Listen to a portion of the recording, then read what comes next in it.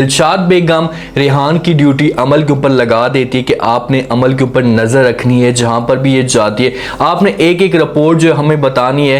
वैसे दिलशाद बेगम ने बहुत ही अच्छा काम किया है कि बिल्ली को जो है रखवाली सौंप दी है कि आपने दूध की रखी करनी है। आप देखने ये है कि क्या बिल्ली जो है वो दूध पीती है या उसकी रखी करती है। रेहान जो आगे जाकर किस तरीके से अमल के साथ मजीद बढ़ जाएगा। ज़हीन जैसे आता है घर पे तो आकर शोर मचाना शुरू कर देते हैं। क्या ज़हीन और अमल की तलाक होने वाली है? ये सब कुछ आज की वीडियो में बताएंगे। जो नए लोग हैं मेरे चैनल पे जल्दी से चैनल को सब्सक्राइब कर दें। अमल को ब्लैकमेल पे ब्लैकमेल करता जा रहा है और अमल इतनी ज्यादा बेबस है कि उसके सामने कुछ भी नहीं कर पा रही। और राशिद को इस बात का भी पता चल जाता है कि भाई रेहान जो है वो दिलशाद बेगम के पास काम करता है और रेहान किस मजबूरी की वजह से दिलशाद बेगम के पास काम करता है और वहां पर रेहान को फायदा कैसे होता है। राशिद घर के लिए वापस आ रहा होता है, रात के वक्त गाड़ी में होता है। आगे से जो राशिद और राशिद के कुछ गुंडे जो होते हैं वो रेहान के सामने खड़े हो जाते हैं। रेहान गाड़ी से नीचे उतरता है, आगे से राशिद इसके ऊपर तांस करना शुरू कर दे तो उससे कहते हैं कि भाई आशिक तो तुम बाकी सच्चे हो, अपनी माशूक की जो है जान नहीं छोड़ी। उसे बार बार ताने सुनाता है तो आगे से जो है वो रेहान को गुस्सा आ जाता है और वो राशिद को कहते हैं कि भाई मुझे जो कुछ भी आपने कहना है कह दें, लेकिन अमल के लिए मैं आपकी ज़बान से कोई भी गंदे अल्फाज नहीं सुनूंगा। अगर अमल के लिए आपने कुछ ऐसा कहा तो मैं यहाँ पर जो है तुम्हें गाड़ दूंगा। तो राशिद को इस बात पे गुस्सा आ जाता है और दोनों की आपस में जो है वो हाथापाई हो जाती है। जब दोनों की हाथापाई होती है तो हो सकता है कि रेहान को सर के ऊपर चोट लग जाए और जब चोट लगती है तो वहां पर उसने जख्मी होना है। सुबह जब ड्यूटी के लिए आता है तो दिलशाद बेगम इससे देखती है तो इससे जो वो पूछती है कि भाई क्या हुआ, आपके सर के ऊपर चोट कैसे आ गई, खैरियत तो है? तो रेहान जो है वो दिलशाद बेगम को झूठ बोल देता है। उससे कहते हैं कि भाई मेरा जो है एक्सीडेंट हो गया था जिसकी वजह से थोड़ी सी मुझे चोट आई, अभी तो मैं काफ़ी बेहतर हूँ। दिलशाद बेगम को तो ये झूठ बोल देता है और दिलशाद बेगम इसकी बात पर यकीन कर लेती है। लेकिन अमल जब ये बातें सुनती है वहीं पर तो अमल को तो 100% पूरा यकीन होता है रेहान के ऊपर, क्योंकि इन्होंने एक दूसरे के साथ काफ़ी अरसा गुजारा है और अमल को इस बात का पता भी है कि भाई रेहान जहाँ पर झूठ बोल रहे हैं सच बोल रहे हैं। जब उस वक्त बोल रहा होता है तो वहाँ पर तो कोई भी बात नहीं करती, लेकिन जैसे ही अकेले कमरे में रेहान आता है तो अमल उससे पूछती कि भाई ये क्या हुआ आपको। तो रेहान उसे मजीद झूठ बोलने की कोशिश करता है तो अमल कहती कि भाई इतने स्वीट बनने की कोई भी ज़रूरत नहीं है, सच सच बताओ तुम्हारे साथ क्या मामला पेश आए। तो रेहान सब कुछ खुलकर उससे बताता है कि वक्त मैं जा रहा था और राशिद के साथ मेरी बहस हो गई है। उसने जो है हमें देख लिया है कि भाई मैं दिलशाद बेगम के पास काम करता हूँ और वो बार बार जो है मुझे ब्लैकमेल करने की कोशिश करता है और उसकी ज़बान से आपके जो अल्फाज थे वो गंदे निकल रहे थे जिसकी वजह से मैंने उसके साथ जो है वो हाथापाई की है।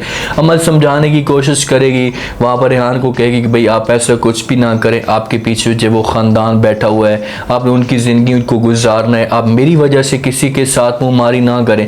लेकिन रेहान कहेगा अमल को कि भाई चाहे जो कुछ भी हो जाए मैं किसी के साथ मुँहमारी नहीं करना चाहता और ना मैं किसी के साथ बहस करूँगा, किसी के मुंह से आपके लिए कोई गलत अल्फाज नहीं सुनूंगा। अभी भी रेहान बेचारा मोहब्बत करता है और ये चीज़ें जब राशिद को पता चलेगी तो राशिद और भी ज़्यादा अमल को ब्लैकमेल करने की कोशिश करेगा, उसे बार बार और भी ज़्यादा जो अपनी मुट्ठी में करेगा, क्योंकि राशिद को पहले इस बात का नहीं पता था कि भाई रेहान जो है वो दिलशाद बेगम के पास काम करता है।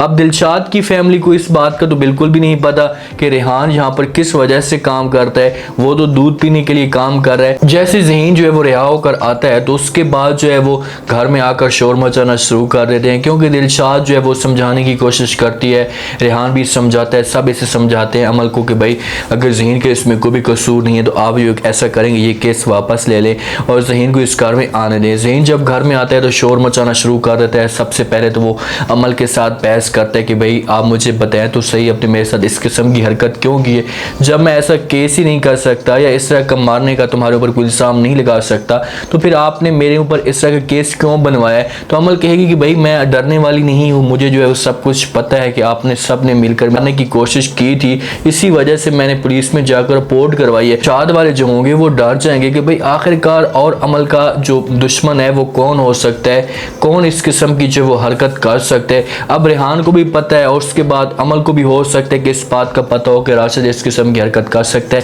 लेकिन दिलशाद वालों को नहीं पता। दिलशाद जो है वो रेहान को अपने पास बुलाती है, उसके साथ बात करती है और कहती है कि भाई आप ऐसा करेंगे आज के बाद जो मैं आपको इसी की तनख्वाह दूंगी कि आपने जो है वो अमल के ऊपर नज़र रखनी है, जहाँ पर भी जाती है किसी के साथ भी मुलाकात करती है एक एक रिपोर्ट जो आपने मुझे देनी है और इसके साथ ही रहना है। तो रेहान तो फ़ौरन खुशी के साथ हाँ कर देता है कि भाई चलो ठीक है मैं ये सब कुछ करने के लिए तैयार हूँ और ऐसी ऐसी आपको रिपोर्ट दूंगा कि आप सारी ज़िंदगी याद रखेंगी। रेहान को इसी चीज़ का तो मौका चाहिए था, वो अब अमल के साथ अलहदा वक्त गुजारेगा, उसके साथ प्यार से बातें करेगा, सब समझेंगे कि भाई रेहान जो बड़ी प्यारी ड्यूटी दे रहा है, हर वक्त इसके ऊपर नज़र रख कर बैठा हुआ है।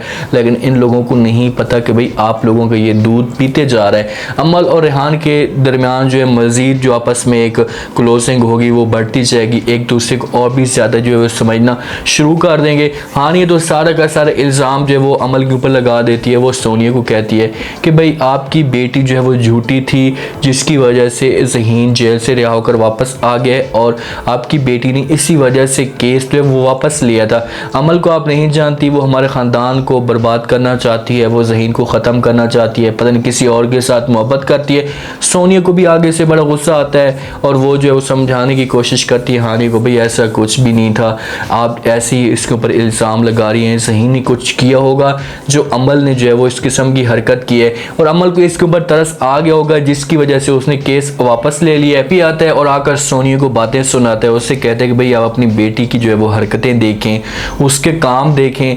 जब उसके पास किसी किस्म का कोई प्रूफ ही नहीं था, उसके पास सबूत ही नहीं था, तो उसने मेरे ऊपर इस किस्म की हरकत क्यों की है या इस किस्म का मेरे ऊपर झूठा इल्ज़ाम क्यों लगाया। आप कम से कम उसके पास जाकर एक दफ़ा पूछें तो उससे।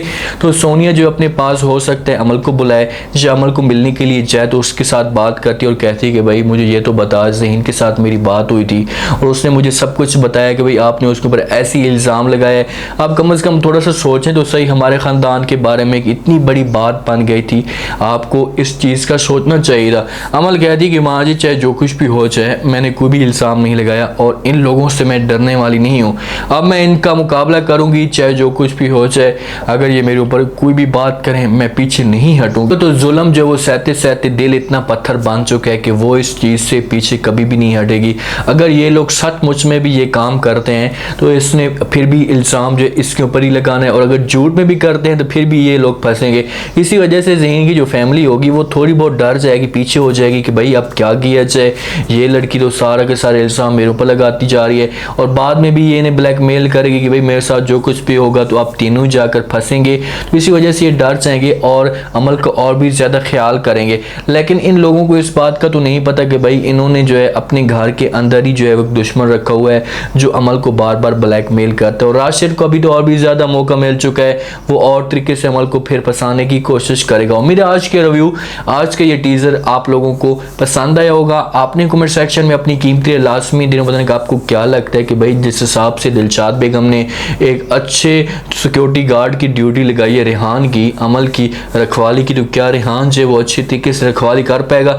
अगर करता है तो उसके बाद जो है वो कैसे कैसे एक दूसरे के साथ मुलाकात करेंगे और करने के बाद जो है वो क्या रिजल्ट सामने आएगा, ये सब आपने बताना है। और चैनल को लाजमी सब्सक्राइब कर दें, अपना खास ख्याल करें, दुआओं में याद रखें। मुझे दी इजाज़त, अल्लाह हाफ़िज़।